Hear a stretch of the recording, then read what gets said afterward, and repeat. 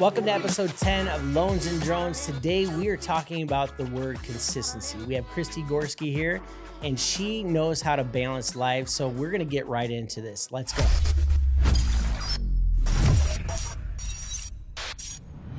All right, Kristi, we are here with you today.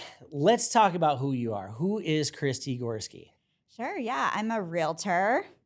I work for DPG Real Estate. I'm also a mom, soon to be 4 kiddos. So about time this airs, maybe we'll be at 4 kids, but right now we still have only 3. We live in Downers Grove with my husband, and we're just like loving life, working hard, and yeah, keeping life moving. You just said that by the time this airs, which is in about 2 weeks, so you're about 2 weeks due for your next child, and you're still doing work and being consistent in your craft. Right, yeah. Yeah, I'm going to work until the day the baby comes for sure. It's busy season. You got to keep on moving forward. Oh my gosh. I love it. I love it. So let's talk about family life and real estate. How do you do it? Yeah, so family life and real estate are intertwined. I mean, work and life are one and the same, I think. For me, at least, being a business owner, that's how things go. So I mean, we have a lot of systems in place in our household, and we work day to day to just balance it all. I mean, it's not easy, but it's fun, and it keeps things interesting. Yeah. So what are the names of your kids? Bennett is 5. Ambrose is 4. Lillian she's almost 18 months. And then we really don't have a name for the next one. We got a lot going on. We only have 2 weeks to go, but we have 2 weeks. So 2 weeks. We'll figure it out. I love it. Wow. Well, how has this year been for real estate business too, with everything that you have going on? This year has been pretty chaotic, I'd say. The pace has picked up to a new level in the last 4 to 6 weeks, I'd say. It's been on fire, which is good. I like being busy. Yeah. But yeah, it's been the spring that they were predicting is for sure here. So wow. Yeah. Yeah. And one thing I noticed about you is that you continue to keep your brand going with who Kristi is and your life, and you do incorporate your family with that. So how do you do it? It's hard for me right now because we've had a couple of curveballs for us this year personally, and it's just hard to stay consistent with your brand. How do you do that? Yeah, so I think, what I always say is having systems in place is how my household runs, and then I've spilled that over into my business too. So my husband and I are both very, busy people work-wise, but family is why we do it all. So we've eliminated all of the distractions away from family time in our household. Really? So yeah, what that means is you just hire people to do things for you. That's good. And That's good. People always say, oh, I can't afford that or anything like that. And for us, it's not a non-negotiable. We're not going to be mowing the lawn. We're going to be doing family stuff. Going to basketball games and soccer practice, swim lessons, that's way more important than mowing the lawn. So we prioritize things differently to be managing the chaos of the household. That's how we do it. Yeah. So, yeah, we've done that too in our life too. And I it's funny, we just had a new neighbor move in last night. He was a doctor, and he started mowing the lawn and only got halfway done. I'm like, he hasn't learned yet. He hasn't learned that the way that his income works, he'd be more efficient if he hired that out. And not to say that it's almost like a first world problem, right? But at the end of the day, your income will make more and your time will be more spent in a better way that way. So yeah, I'm a busy person. I thrive with being busy. Yeah. And I don't thrive folding clothes. You know what I mean? It's not where I get my energy from. Yeah. It's not where I get the value of my life, So it's if I have free time, I'm not doing the busy work of the household. I'm being with my family. That's what life's all about. Yeah. So yeah, I think, everybody has to prioritize what's valuable to them, but I trade dollars for time all the time with my family. You know what I mean? Well, that's an entrepreneur. I mean, you're putting your time well spent in the right order, and you're prioritizing family. which obviously people out there can learn from you because you're coming up on 4 kids under the age of five. 5. Okay. So going to kindergarten. Yeah. And so she makes it look easy. So that's where I think there's a valuable lesson here for a lot of people that you can do things that you want to do as far as being an entrepreneur out there. Yeah. Like when you say you pay for things. Yeah. What types of things? You ready for it? Yeah. Let's go down the list. It's like kind of embarrassing. Not at all. No. Because I mean, if you couldn't afford it, that's one thing. Yeah. But obviously you're doing real estate and you're very successful at it. So I'll first say that affordability has nothing to do with it because this is just what we prioritize. So whether we can afford it or not, we have no choice. We have to, because this is the way we want to live our life. We want to be giving our time to our kids and not the tasks. So yeah, I mean, we have cleaning people, we have landscapers, we don't even own a lawnmower.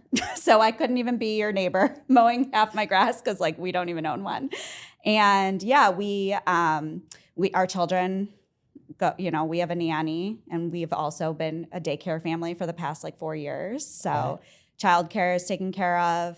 And then like my little splurge that I would recommend all moms doing at least once a week is I have somebody come over and fold our clothes and do our laundry, organize the kids' closets.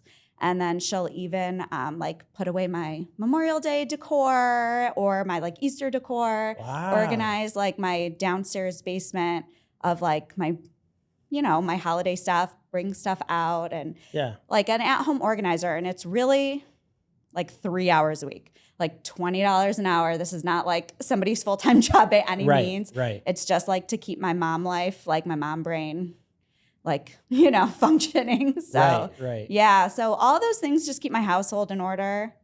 And then I've spilled that over into real estate too. So I've started to build my real estate team.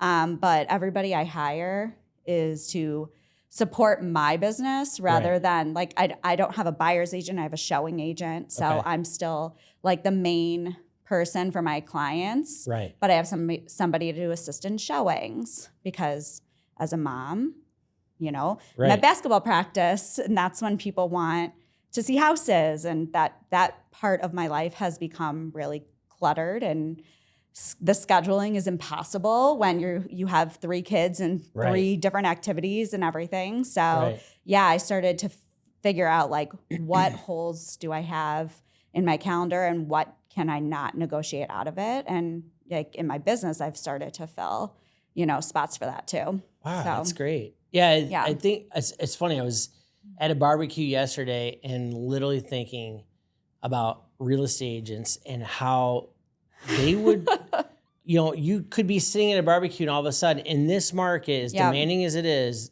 that buyer wants to see a house. It's not like it was a few years ago where, I'll set up the showing for tomorrow. Yeah. I may have to leave this barbecue to go show you a house. Right. And I mean, I'm the perfect example of that. I mean, I had like 40 people over at my house on Sunday, but at 11, and I had a 9 a.m. showing.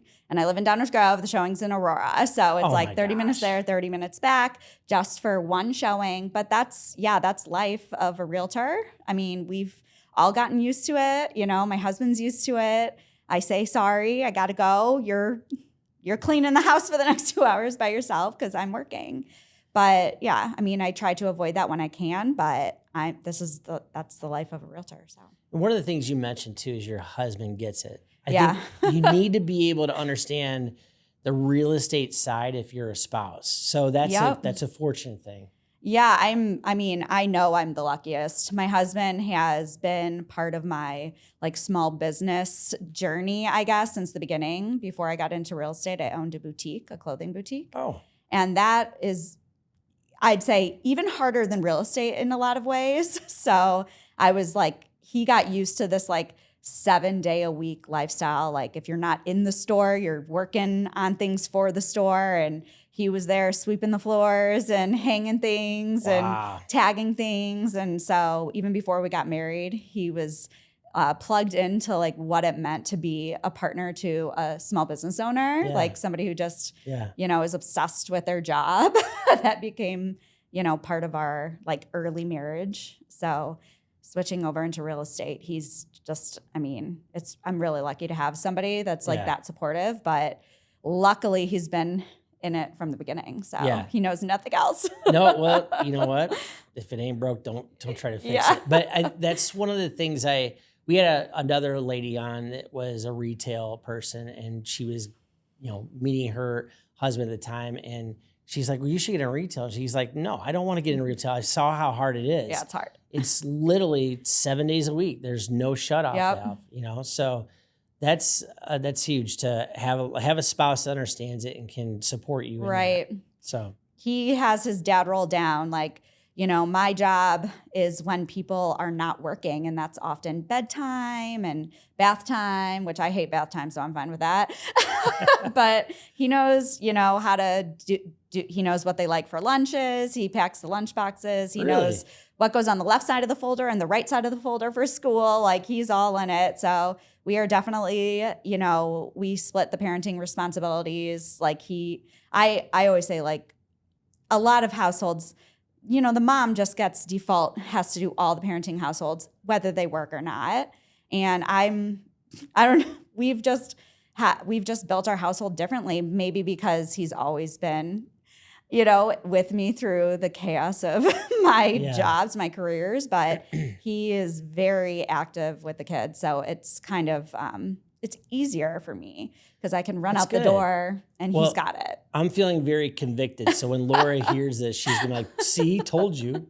Other guys are doing it. You should be doing it too. Well, everybody has a different, dynamic. Yeah. But yeah, he doesn't get any slack for like from me, like where he's like, I'm busy, I'm tired. I'm like, you don't get slack from me, I'm busy, I'm tired. And like, we just have to move forward. So it works for us. I learn something every time from these interviews. So I appreciate you saying that and being transparent, because that's something that we're working through right now is the balance of life and how to adapt to the roles and help each other out and give each other some oxygen back. So it's good to hear. It changes, right? With the kids, like every time you're in a good place with your family, then like, why did we sign them up for swim lessons? Like, why did we do that? Like, you always have that. And then your routines change again. And you have to get in the groove of, okay, now Tuesdays are booked. Now Wednesdays are booked. And, so the kids get older, they're in a lot more stuff. And like our parenting roles change and shift. And so. Well, let's talk about Spain. You made a kind of a quick decision to take a trip. What was that all about? I always say, like, you only get one chance at life, right? And you only get one chance at motherhood, too. Like, I think that's really important to remember, that why are we waiting in life to do things that we want to do? Like, traveling is really important to my husband and I. We love doing it. We love traveling together. And, we have a whole bunch of kids, so they got to come, So going to Spain was an easy decision for me. Because once you're there, once you're on vacation, like life is the same. Like, you know how to handle your kids. You know what it looks like when they're hungry. You know what it looks like when they're cranky. You got to find a park. You got to find ice cream. It's like, we do the same thing here. We're just parenting in a different country. So, but we're on vacation and we could have a cocktail and we could have like, these fun, nights out at restaurants. And Spain for me is, we know people from Spain. So like from Madrid is where we went. And so we had a babysitter a couple of nights. Wow, so good. Travel hack, I would say, if parents want to travel, is like, think of places that people there or family members have, connections there. It's good. And find yourself a babysitter, drag the kids on the airplane. Once you're there, like, life isn't different. It's just you're in a more scenic place. And I like the fact that you're not, parents tend to put their kids in front of them so many times, and you're saying no. You're with us. It's not the other way around. So they're following your lead and watching this, and traveling is huge. It's the best. I think the best education that any child can have. So by doing that and taking that extra added, approach, that's huge. Yeah. I just think it's really important to do the things that you want to do now and don't let kids hold you back. Kids aren't supposed to hold you back. They're supposed to enhance your life, you know? And I think we want to continue to do the things that we enjoy in life, and our kids are just going to be along for the ride. And I think hopefully they'll be better people for it.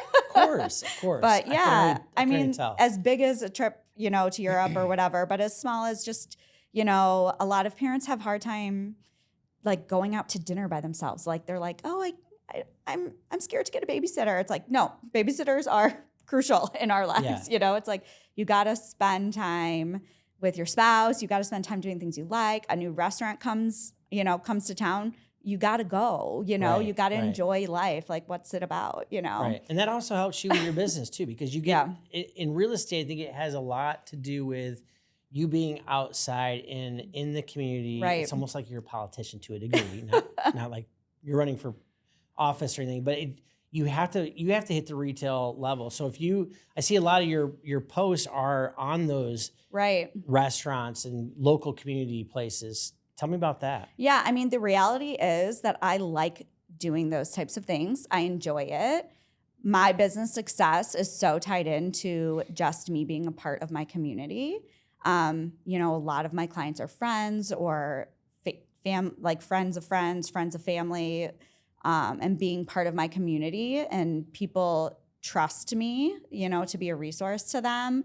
So I think it all goes hand in hand, but it's not, you know, that it comes from a genuine place. Like, I'm enjoying going out to eat with my husband. Let's put it on social media. I like social media. You know, it's a place. It's not hard for me to post something.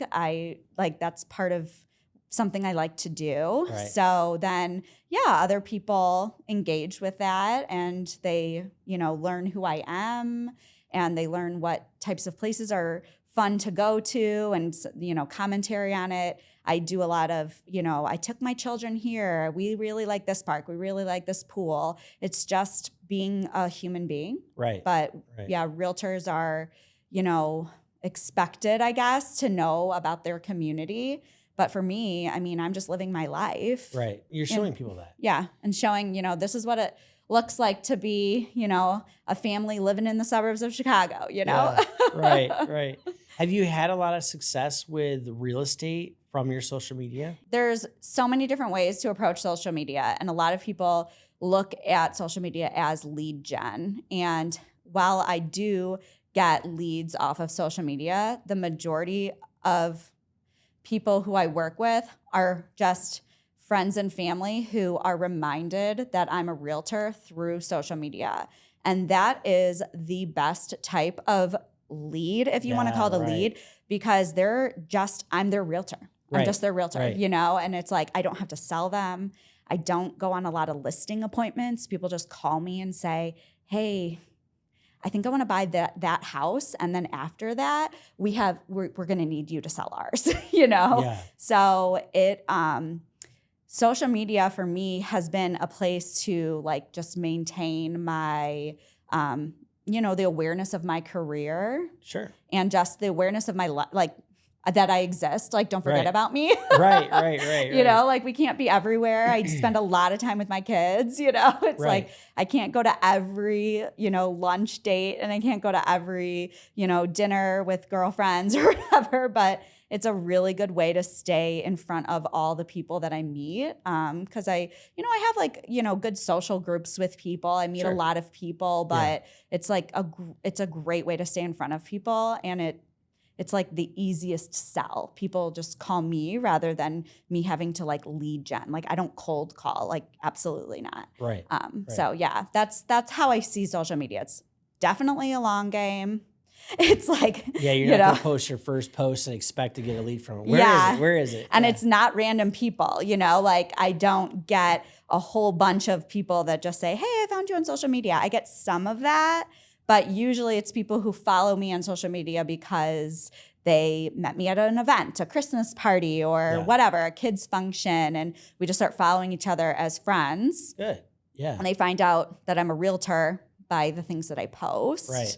And yeah, I had a mom tell me we were just like at a trampoline park for a school event. And she was like, yeah, you told me you were a realtor, but I didn't know like you really sell houses. She's like, this is like, you're really this is not my a job. part-time. Yeah. You're not a part-time agent. Yeah. Right? And she said that. I was like, that's the beauty of social media. It's like, you don't have to sell to people. You just live your life and you post some real estate content. You post like your family content, whatever you're comfortable with, but I'm comfortable pretty much posting it all. Yeah. And like, people come to you and they already want to work with you. I think, the key that you mentioned there was reminding people, because there's so many people that get on social media, they don't know how to incorporate the big picture of who you are and what you do that helps feed your family. Right. And I think that's huge, is that you're not hard selling people, but you're reminding them. Right. I am, this is what I do. Yeah. This is my why. My kids and my family are my why. This is what I do to help that. If you'd like to help me support my family, then I'm a real estate agent. Mm-hmm. So it doesn't go without a system, right? Like, sure. I only post about 3 things. Like, I have 3 pillars, and it's like, you'll really only find me posting about mom life and real estate and then communities. When I say community, I mean restaurants or parks or pools. So like, and they're really isolated in the DuPage County area. So although, social media is supposed to be, I think, a little bit more natural to that. Like, I do understand that I am a business owner, and giving myself parameters of what I'm going to post about is a key to the success of the account, if you will. Sure. But I also, the mom pillar of it keeps it natural to me, and the community side, showing off restaurants, I mean, that's just fun. And then, of course, you got to put some real estate in there, but I try to make it not boring. I try to do it in ways that, like, not everybody is doing. Yeah. And so, it's fun, but it is, you have to remember, like, you are giving your account away to the business a little bit, like, because it's, your Instagram account is your personal thing. And then now it turns into this, like, business tool, and it's like, it loses its fun a little bit. So I try to keep it still, like, authentic to me. Literally, I was just thinking of the word authentic. Like, you keep it authentic, and that's good.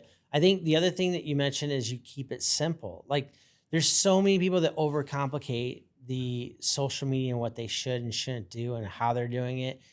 But you have a very good, easy template to stick to, and that's your template. Yeah. And I think what you could be doing in the future is also teaching moms how to be entrepreneurs that way too, just because of the format that you have. Yeah. So that's good. Maybe when I, have a little bit more time in my schedule. You don't want to add another pillar? Add another pillar. I love it. With that being said, you also work with your mother. Yes, I do. How is that? Working with my mom, at first, we weren't sure if it was going to work because, mother-daughter relationships have all different facets to them. And I was nervous to get into real estate and be part of her team. We were with RE/MAX at the time, and I was her buyer's agent. Working with my mom is the reason why I am where I am right now, because she trusted me and I trusted her in a way that, a lot of teams fail because have different interests and different perspectives, and they don't necessarily think that their best interests are being taken care of. When you work with your mom, you don't worry about that. You just, you trust each other, and that was a really important stepping stone to starting this career, because this career is cutthroat, right? Sure. I definitely had a really good basis of how to start a career from somebody that had, like, no other agenda than just to, like, help me be successful. Yeah. And I mean, it's mutually beneficial, right? Right. So it was, it was we were both a little like, are we going to be okay together? But it's grown into something that's really positive. That's good. I worked with my brother for 20 years. Okay. And so I get the whole family dynamic, and there's a trust there, but then there's also family, like, who's the order taker and who's the order, right? Who's the one that should be receiving the order, And I think as I've gained confidence in my career, I do rely on her less, and I have my own opinions, and we're in different stages of our careers. So like our wants and needs are different right now. And there is some new learning. You know, she opened DPG Real Estate in 2020. So now she's the managing broker hat and I'm the realtor hat. We're no longer on a team. So we've shifted, you know, and I think just what you said, it's like, who's in charge here? Yeah. And like, what are our roles?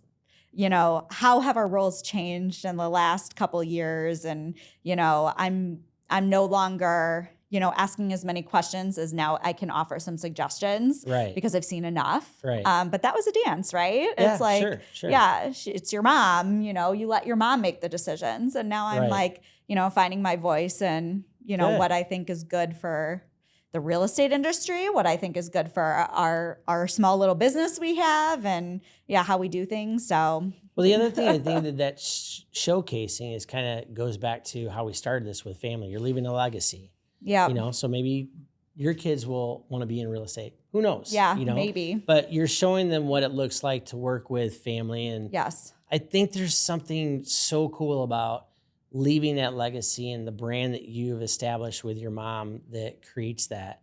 You know, what I learned from my mom, and I hope my kids learn, is, you know, we're hardworking people. We're not afraid of work, you know, and I definitely can see that, you know, that's what I gained from my mom. Yeah. She's a very high achieving person, and I have followed in the footsteps of what it looks like to just get to work and don't make excuses. And just, you know, do what you need to do to find the success, whatever success looks like for you, you know, make that path. Yeah. And so I'm hoping, you know, my children are catching some of that, and they will as they grow up. So, yeah, I mean, building a legacy, whether they get into real estate or not, I don't think I really care. But, you know, there's a lot of values in what hard work looks like. And, I think, you know, one of the biggest things I've learned from my mom is no excuses. You know, people have a lot of excuses in this industry, in this world, I think, and kids are not an excuse for why you can't be successful. Yeah. And I think that has been really important. I'm one of 4 kids. I have 3 brothers, and I'm going to have 4 kids. And, you know, you still need to achieve what you set out to achieve, you know, with all the chaos that you brought into your life. Yeah. So, yeah. Wow, that is just gold right there. I mean, people that are listening to this and will hear that, because I think in our society right now, we have this kind of entitlement complex that we're all kind of fighting as parents to fight against, because you don't want your kid to feel like act like that, right? Yeah. So to show that by leaving an example like that is just huge. Yeah. So that's kudos. That's awesome. I love that. With that being said, what we tend to do in this show is we actually shift and we go into 3 quick questions. Okay. I'm nervous about these. I know you said that earlier. I'm like, come on. She's knocking this out of the park, and literally she's going to scared of little questions, right? Well, because I can talk in paragraphs. I don't know if I can talk in like one sentence. Well, you form it however you want. There's no rules here. So if you could have dinner with anybody today, whether they be in the future, past, whenever, who would it be? You did give me that one as a I did give hint. give that to you. And I've been trying to think of somebody like really influential, like who do I really want to eat dinner with? And like, I just keep going back to my husband. Like, I just want to sit down and go like have a nice dinner with my husband. What was the craziest thing that you've ever seen in real estate? Well, I've seen a lot of crazy things, but none of them have been like, you know, stop in your tracks like, do I want to be a realtor anymore?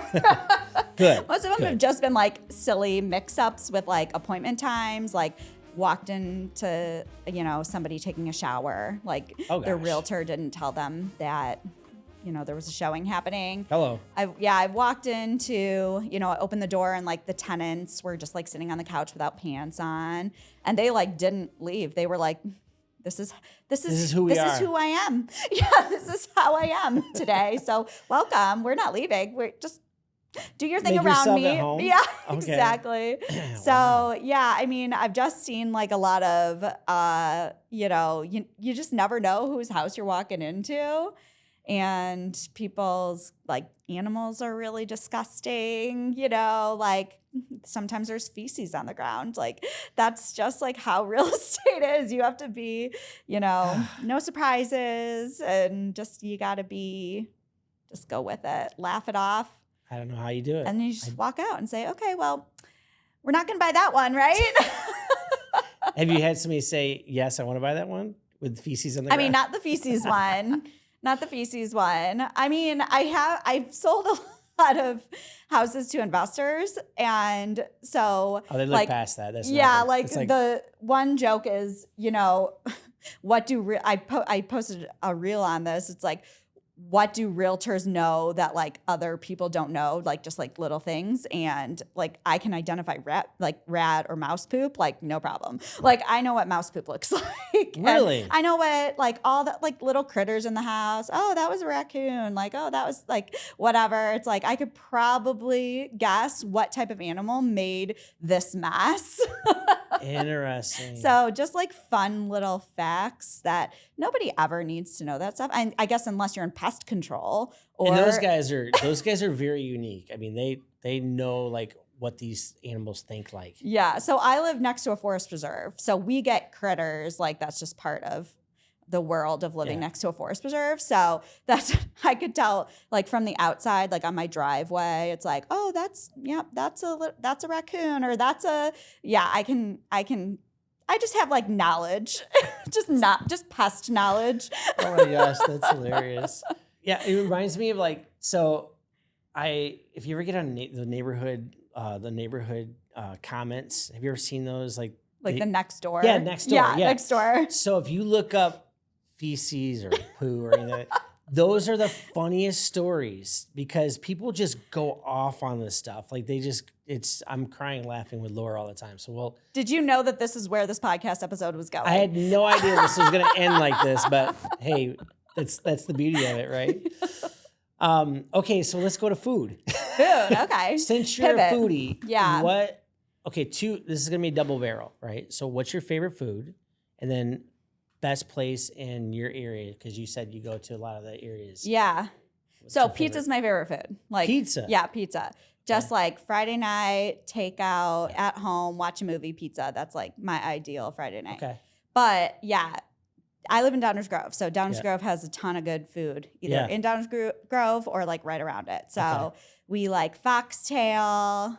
Or Cadence, that's like its sister restaurant. Okay. I really like Mexican food. So yeah, I mean, we pop around, but we definitely stay in the little like Downers Grove, Lisle, Naperville bubble. Sometimes we'll go the other way, like to the Hinsdale, Clarendon, that way. But usually we're pretty like homebody-ish. So if we can get good food in Downers Grove, like why would you leave? Yeah, why not? Why not? I'll have to try that. Foxtail, you said? Foxtail, yeah. Foxtail. Yeah. Yeah, I'll have to try that. Foxtail is one of our favorites. What's the dish to get there? Like the octopus, the grilled octopus. It's actually, I think it's an appetizer, but we always get it. Really? It's really, really good. It's so funny. I just had that this weekend too. So that's at Graceful Ordinary. Okay, where's that? It's in St. Charles. Okay. So we'll have to meet. We'll have to meet somewhere and go grab some dinner. Yeah, somewhere. I always say like when I work, I'll go like I go far away. Yeah. Like I drive, 45 minutes about. But like when I'm going out, it's like, oh, why would I leave Downers Grove? Right. It's like that's 3 minutes away. So yeah, I have like a very different, bubble for like work and play. So I don't know any of the restaurants. Time is important for you. You have to have your time dialed in. So yeah. Well, I appreciate you joining us today. How can people find you if they wanted to find you? I would say follow me on Instagram. That's like my most active, place I am. You can DM me. It's always me DMing back. And good. Yeah, just Kristi Gorski, just my name. Okay. Keep it like super simple. Super simple. Yeah. Instagram.com/Kristi Gorski, I think it is. Yeah. So that's where I would go. Well, it was a pleasure, and thank you so much. We're definitely going to have you on again because it was so fun. So let's do it again. For sure. And if you guys are interested in Kristi helping you in your real estate needs. She is amazing. She knows how to balance and she keeps it consistent with everything she does. Thank you so much and have a great day.